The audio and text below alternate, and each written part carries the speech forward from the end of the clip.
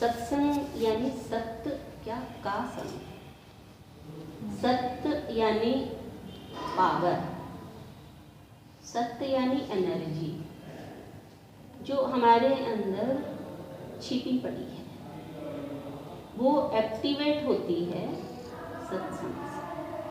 अन्यथा हमारे भीतर इतनी एनर्जी, इतनी पावर है जैसे हनुमान जी के भीतर थी, उनकी भी उसने जगाई,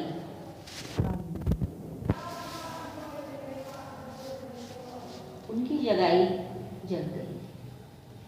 ऐसी हमारे अंदर भी वो पावर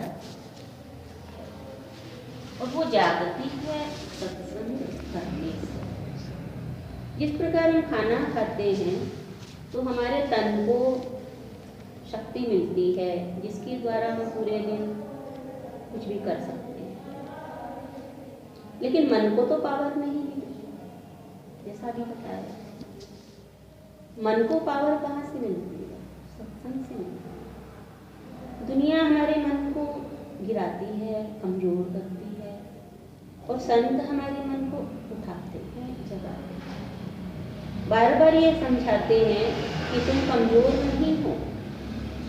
किसी ने हमसे कह दिया कि तुम्हारी साड़ी बड़ी गंदी है, तुम्हारी साड़ी पर ये दाग है, मन भी गिरा। लेकिन संत हमें ऐसे शब्द नहीं कहते, हमें वो भाव दे देते हैं जिसके द्वारा हम जान सकें कि ये जिस दुनिया में हम रह रहे हैं, जब तक हमें सत्संग नहीं मिलेगा तब तक हम दुनिया की बातों को सुनकर अपने आप को कमजोर करें। लेकिन जब संत का भाव अब हमारे भीतर आएगा तो हम गिरेंगे नहीं, बल्कि गिरे को उठाएंगे। क्यों उठा सकेंगे हम गिरे को? क्योंकि हमारा मन उठा हुआ, हमारा मन जग गया कि हम ऐसे कार्य करने के लिए संसार में नहीं हैं।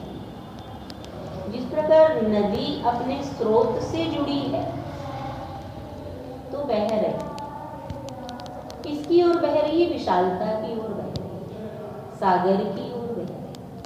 सागर की ओर बहना, समुद्र की ओर बहना यानी विशालता की ओर बहना, अपने स्रोत की ओर बहना, उसी में मिलने के लिए बह रही है। तो सब कुछ रास्ते में जो भी आ रहा है सबको या तो साथ लेती है या बड़ा है तो साइड कर देती है, पर बहना नहीं छोड़ती, एक सेकंड के लिए भी नहीं रुकती है, क्योंकि स्रोत से जुड़ी है। ऐसे ही जब हम सत्संग से जुड़ जाएंगे, ये सत्संग वो जनरल नहीं है, स्पेशल है, कुछ डिफरेंट है। अच्छा, ये ऐसा नहीं है कि हमने कथा सुन ली और 8 दिन हम सुन के आ गए और पल्ला झड़का के आ गए, वैसे के वैसे।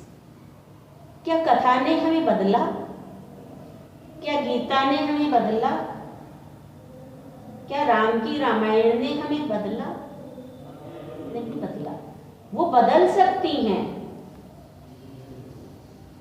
लेकिन हमारे अंदर ही वो चाह नहीं, वो चाह जगी ही नहीं, जगाने वाला कोई नहीं है कि तुम्हें बदलना है, तुम्हें चेंज लाना है। इसने भी बद ले लेती है, बद मतलब कमियां, मतलब कमजोरियां, जो नेगेटिविटी है हमारे अंदर, वो हमारे लिए सहजता से ले लेती है, हमें कुछ छोड़ना नहीं। जैसे सफेद बाल आ गए तो काले चले, छोड़ना पड़ा कालों को? नहीं। जैसे दिन आया तो रात बीत गई, सुबह सूर्य आया तो चंद्रमा छिप गया। तो हमें कुछ करना नहीं, खाली सुनते रहना, आते रहे, जुड़ जाना है, अपने स्रोत से जुड़ जाएंगे तो विशाल की ओर बहने लगे। हमारा जीवन विशाल बन जाएगा। विशाल में समाकर विशाल ही तो बनेगा। महान के संग जुड़ेंगे तो महान ही बनेंगे। लोहे के संग जुड़ कर के सोना क्या कहलाता है? लोहा ही कहलाता है। लेकिन सोने के संग लोहा अगर जुड़ जाए तो सोना कहलाएगा। किससे जुड़ना है? कीमती की ओर, कीमती से जुड़ना। हमने राम कथा सुनी, गीता भागवत सुनी, सब हमें बदल सकते हैं, लेकिन 8 दिन में नहीं। परीक्षित बदल गया क्योंकि उसको पता था कि 8 ही दिन है हमारे पास। हमको लगता है हमारे पास तो बरसों पड़े हैं, और बदल करके जाना ही थोड़ी है। बदल करके संसार को एंजॉय भी तो करना है, बदल करके कमाई भी तो करनी है। पढ़ाई थोड़ी करनी है, कमाई भी करना है। कमा करके आनंद भी तो लेना है अपने जीवन में। खाली जाना ही थोड़ी है हमें।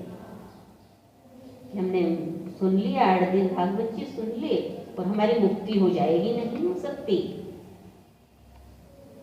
क्योंकि हम कथा सुनने गए लीला देख करके, लाल बन के नहीं आए। कथा शब्द कहता है कि कृष्ण था कथा में, और गुरु कहता है कृष्ण है सत्संग। कृष्ण था, गुरु कहता है तू ही कृष्ण है। पहले अर्जुन बन तो कृष्ण तो आ जाएगा। कृष्ण तो सामने ही है, पर अर्जुन बनना पड़ेगा। अपने संशयों को डालना पड़ेगा उसके चरणों में। अपने भ्रम को डालना पड़ेगा कि यहाँ न राम है न कृष्ण है। लोग मंदिर में जाते हैं, मैं सत्संग में क्यों जाऊं? भी हाई स्कूल स्टडी करना चाहते हो या प्राइमरी पढ़ लेना चाहते हो? मैं सत्संग में क्यों? मंदिर में तो सब जाते हैं, सत्संग में कोई बिरला जाता है। भक्ति करे कोई सूरमा, सत्संग में बिरला जाता है। क्योंकि हीरे की दुकान पर भीड़ नहीं होती, इतने दामी ही नहीं है। सत्संग में इतनी भीड़ नहीं है। सब जगह भीड़ मिलेगी, क्योंकि भेड़े तो लाइन में चलती है, भीड़ में चलती है। संत हमें भीड़ से निकालकर शेर बनाते, दहाड़ना सिखाते हैं। क्या क्या दहाड़ता है शेर? कि मैं जंगल का राजा। संत किसी से डरते नहीं हैं, बल्कि संतों के चरणों में लोग गिरते हैं कि हमारे भाई को ले लो, हमारी कमजोरियों को ले लो। मैं सत्संग में कैसे आऊं? घर वाले मना करते हैं, क्योंकि पता है लोगों को कि जहां भीड़ जा रही है वहां कोई खतरा नहीं है, वापस आ जाएगी। जहां भीड़ जा रही है, कहां तक जाएगी भीड़? लेकिन संत तो वहां पहुंचा देता है जहां किसी की पहुंच नहीं। इसलिए आज जिस घर में सत्संग होती है, बहुत बड़ी पुण्यों की पूंजी है। तब उसकी कृपा का प्रसाद उन्हें मिलता है। पहले घर में आते हैं दिल में, क्योंकि धीरे धीरे प्यार को बढ़ाना है। धीरे धीरे प्यार को धीरे धीरे हमारे भीतर जैसी हमारी चाह होगी उसी के अनुरूप आते चले जाएंगे। कहा ना भजन में, चाह में असर होगा, दिल में बैठ जाएगा। हमारी चाह जो है वही हम है। आज कहीं ना कहीं हमारे अंदर ये भाव है कि हमें भी कुछ इस संसार में डिफरेंट मिले। साड़ी की दुकान पे जाते हैं, भैया डिफरेंट दिखाना, सबको दिखाइए, वो मत दिखा देना। ये सबकी चाह होती है। तो हमारे अंदर ये चाह हो कि हमें ऐसा सत्संग मिले, कॉमन नहीं अनकॉमन, क्योंकि सत्संग कॉमन को अनकॉमन कर देता है, साधारण को असाधारण बना देता है, स्पाइसी को स्पेशल बना देता है।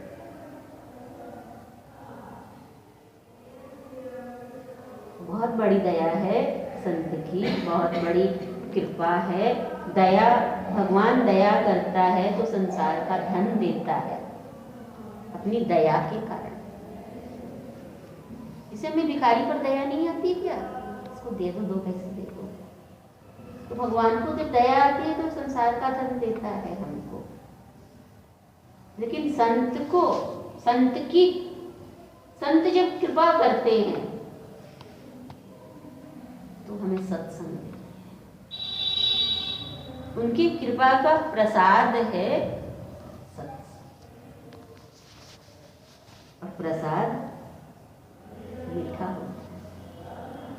और जिसने उसकी कृपा को पहचान लिया, पा लिया, उसका दिल ही नहीं जीवन मीठा हो जाता है।